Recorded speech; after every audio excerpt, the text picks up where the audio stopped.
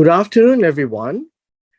We are continuing our study in the book of Joshua, and today we are looking at chapter 14.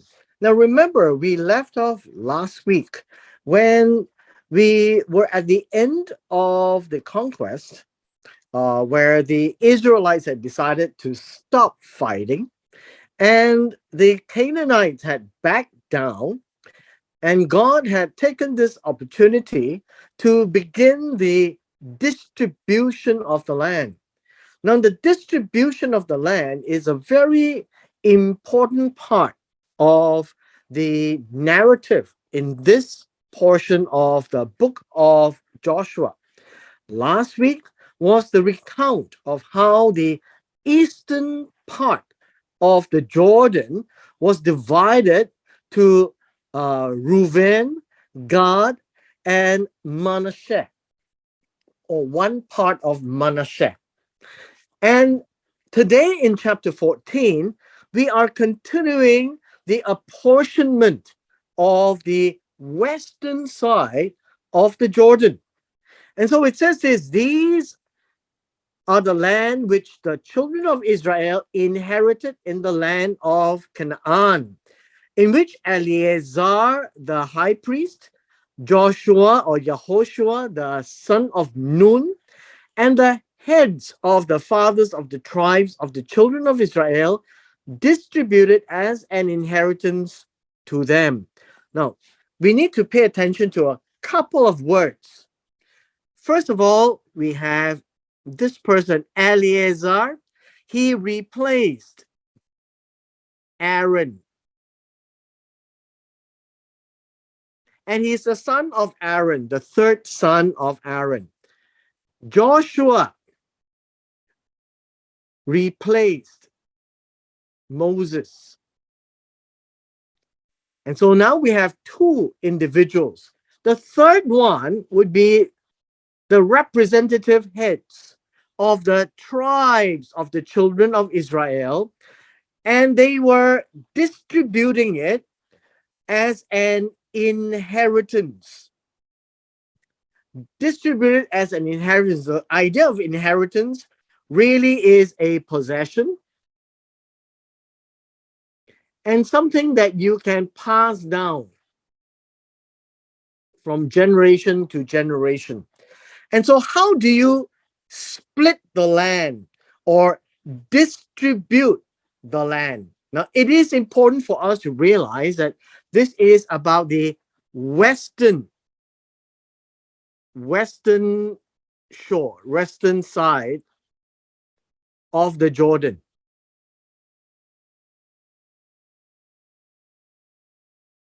What is important now is about verse 2. Verse 2 says their inheritance was by lot, as the Lord had commanded by the hand of Moses, for the 9 tribes and the half tribe. 9 tribes, and then we have Reuben and Gad. So now we have 9 plus 2, 11, plus Manasseh, 12. Now this is something that I want to just spend some time to discuss with you. One is there is 9 and a half tribe. Then we have Reuben, Gad, and another half of the Manasseh. Whenever we talk about inheritance, we know that the tribe of Levite has no share. So you can see Moses had given the inheritance of 2 tribes and the half tribe on the other side of the Jordan. Levites had no inheritance among them. So we need to be very clear when it comes to inheritance. The 2 tribes would be Gad and Reuben. Half tribe would be Manasseh. So we have done 9 and a half. Now, when the Levites had no inheritance, then Joseph, all right, Joseph would be broken down into Ephraim and Manasseh. When the 12 tribes include Levites, then Ephraim and Manasseh collapsed into the tribe of Joseph. Now, also at the end of the book of Genesis, you also recall that Ephraim and Manasseh was specifically blessed by Jacob. And so, in so doing, throughout the scripture, you would find that whenever we talk about inheritance of the land, Levites had no share, and Joseph, as one tribe, is broken into two, Ephraim and Manasseh, and thereby make up another 12 names. And so there will always be 12 pieces of land that is to be distributed to 12 tribes. And the Levites is separated out. Now you need to understand that the two tribes of Manasseh and Ephraim were because of Levites. All right. And so Joseph was broken down into that. And so we had talked about it. But the Levites were special. Why? When they came out of Egypt in Exodus chapter 12 and 13, the firstborn of Israel were supposed to be set apart for God. At a time when Moses was up in Mount Sinai receiving the Torah in the tablets, the Israelites made a golden calf and were dancing around it. And as Moses came down from the mountain, he said, "Who is on the Lord's side?" And the entire tribe of Levi, or the Levites, came to Moses' side. And as a result, 3,000 men died. God then made a change. God says the firstborn of Israel can now be redeemed. And so there is a redemption sum that for the firstborn to be allowed for them to go home. And then in return, God set apart the tribe of Levi, or the Levites, to be of service to him, that they will be the ones to teach the Torah to the people, to guide the people. And so their inheritance would be God, and in turn, the inheritance is given to Manasseh and Ephraim for the land. So this is important. That's point number one. The second point I want to make to you is this: by lot. Now, we are not familiar with this, and I'm not terribly familiar as well, but this would be via the Urim and Thummim. The two stones that were kept on the breast pocket of the high priest. And so the high priest was there, Eleazar, so that he can effect the Urim and Thummim, and that will be the decision God would have made as which tribe would get which pieces of land. And so the lot itself is the supernatural decision indicator of God in the tribes of Israel, and it's carried by Eleazar. Now, this is something which we seldom talk about, but it's there. And in the distribution of the land, they had used the same Urim and Thummim, the two stones that were to decide on God's will for the people.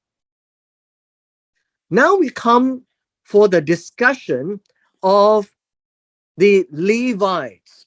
And so the Levites themselves had no part of the land, so gave no part of the Levites in the land, except cities to dwell in with all their common lands for their livestock and their property.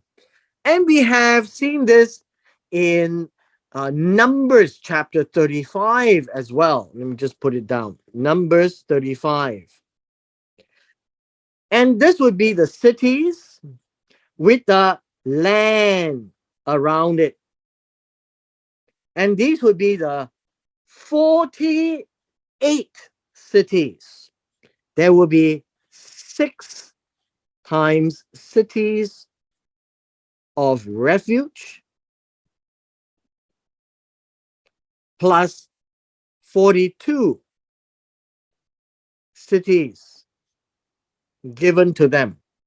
And all of these are cities for them to dwell, they will plant, they will have their livestock, but they don't have a share of the land, which is like how the tribes would then divide their allocation and then would hand it down from generation to generation. The Levites would be a common plot. Now, what is important for us to realize is that out of the 48 cities, 6 are cities of refuge, and they are all across the land of Israel, both on the western shore and on the eastern shore. And so, for all those people who had committed an unintentional crime or unintentionally killing someone, they can run to these cities and seek refuge.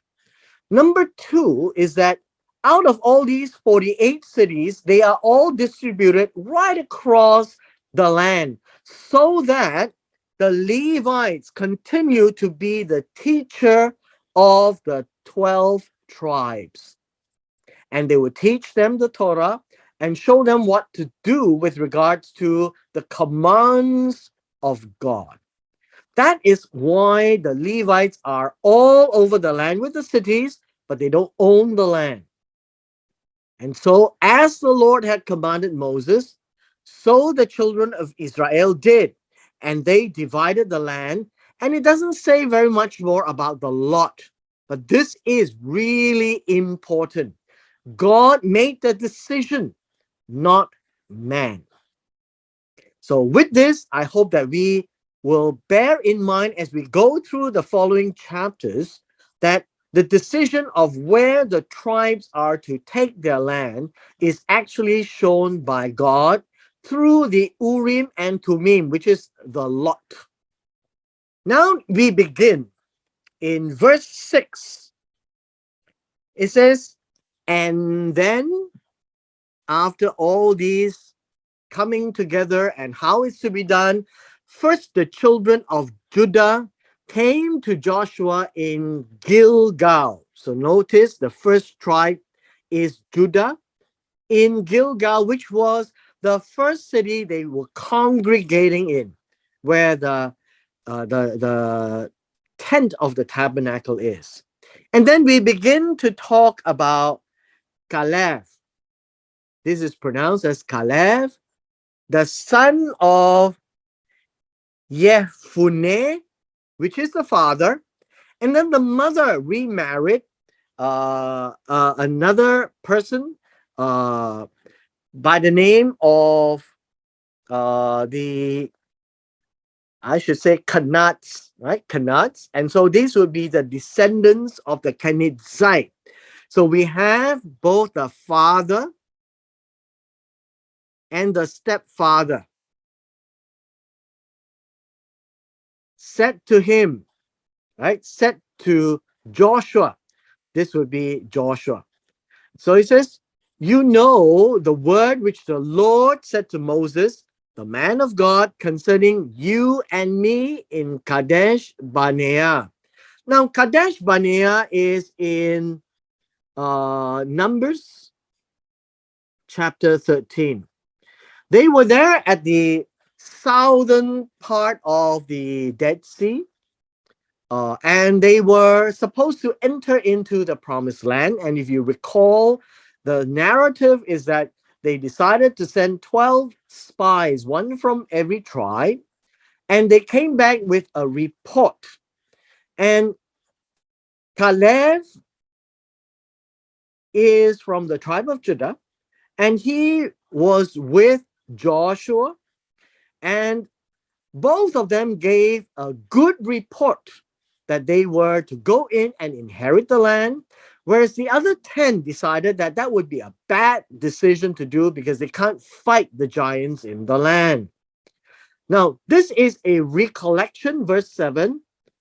It says, I was 40 years old when Moses, the servant of the Lord, sent me from Kadesh Barnea to spy out the land, and I brought back word to him as was in my heart.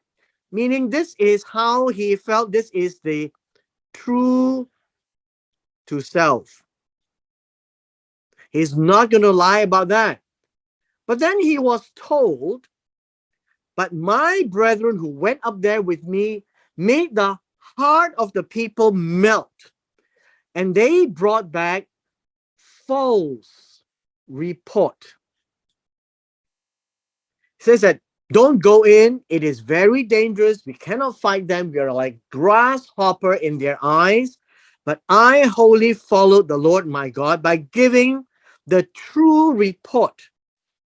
And so the two of them, Joshua and Caleb, were the ones who God were happy with. And so Moses swore on that day, saying, surely the land where your foot has trodden shall be your inheritance and your children's forever, because you have wholly followed the Lord my God. And now, look, the Lord has kept me alive. I'm still alive. And as he said, these 45 years since the Lord spoke this word to Moses while Israel wandered in the wilderness. And now I'm 85. And so let's do some math. We need always to remember, number one, I was 40 years old when Moses sent me to spy. At that point in time, when he was 40 years old, they would have been in the wilderness for how long? For 2 years. In the second year, they were there in 2 years. And so what happens is this. If he is 40 years old when he was there, there would be a remaining of 38 years to go when they are about to enter into the promised land. And so if they were entering into the promised land at the end of the 40 years and Moses died and Joshua took over, now he is 85, which means 45 years have passed. So it will be 38 plus 7 years. And these 7 years were the conquest. And this is how we would get the number. When Joshua went in from Joshua chapter 1 all the way to Joshua chapter 14 right here, 7 years would have passed. He is now 85, right? He's now 85. And so 45 years is 38 plus 7. So that's how we would do the math. And so this would tell us that after the wandering of 38 years, the first generation of the Israelites that came out of Israel all died, including Moses being the last. Now, the second generation of the Israelites and the third generation of Israelites who were born in the wilderness were now inside the promised land. And right now, at this time, they are inheriting the land. Now, verse 11 says, as yet I, strong this day as on the day Moses sent me. The idea of strong is this. We need to understand that it is really about physical strength. From a physical viewpoint, he is 80 over years old, but he's still saying, I am strong. Why? Because he needs to go and fight for his land. Nothing in the promised land is handed over on a silver platter. And so just as my strength then, so now is my strength for war. I have to go in and I will fight for it when you give me what is given to me by Moses for going out and for coming in. Now, therefore, give me this mountain of which the Lord spoke in that day. For you heard in the day how the Anakim. Now, the Anakim was the reason why the 10 spies said, don't go in. They are giants who were there. And the cities were great and fortified. And so in verse 12, the Anakim, or the ones with long necks, I guess, and they were the ones who were also occupying on the eastern shore. If you go back and read Deuteronomy chapter 2 and 3, the Edomites, when God gave him the land of Seir, he had to fight. And then where the land was given to Moab and Ammon, they also have to fight people like the Anakim. And so now Caleb says, I will go and fight. And so he says this, it may be that the Lord will be with me, and I shall be able to drive them out as the Lord said. And who did this? The Edomites, the Moabites, and the Ammonites all did the same. And now the Israelites were also supposed to get rid of all these big people.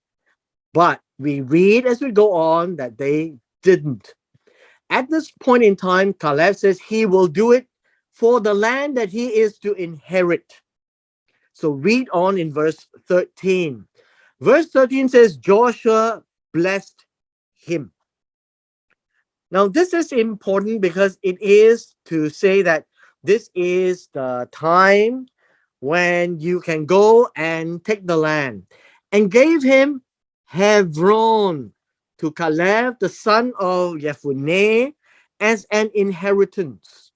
So understand, Hebron is the place where close by to it would be Machpelah, where Abraham had bought the land for the burial of the patriarchs. And so that would be also the place where Abraham, Isaac, and Jacob with their wives were buried. And so that would be the piece of land that's also included into the land given to Caleb, became the inheritance of Caleb, the son of Jephunneh, the Kenizzite, to this day, because he followed the Lord in a whole manner, full-hearted. Now, because we also read that Hebron is actually a city of refuge. And so if Hebron is a city of refuge and the city of refuge belongs to the Levites, then it goes to show that the places that was given were the land around Hebron.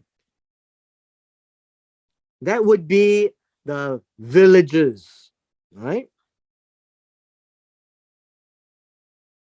And those would be the places that Joshua blessed him with.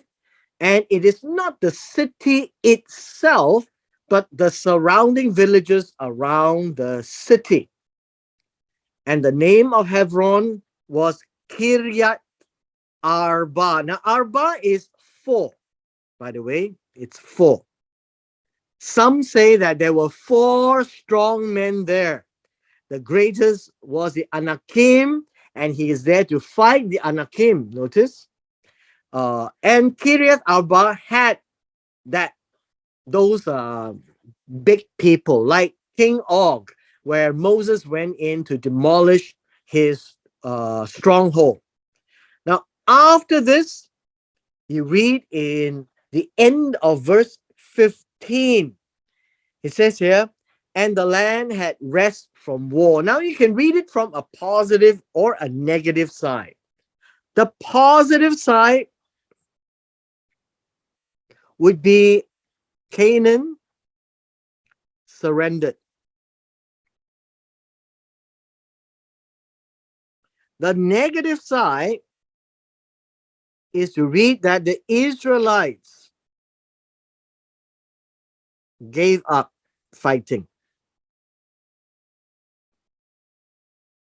Now, you recall last week when we began chapter 13, we were told that there was still a lot of land that needs to be fought, but Joshua was old.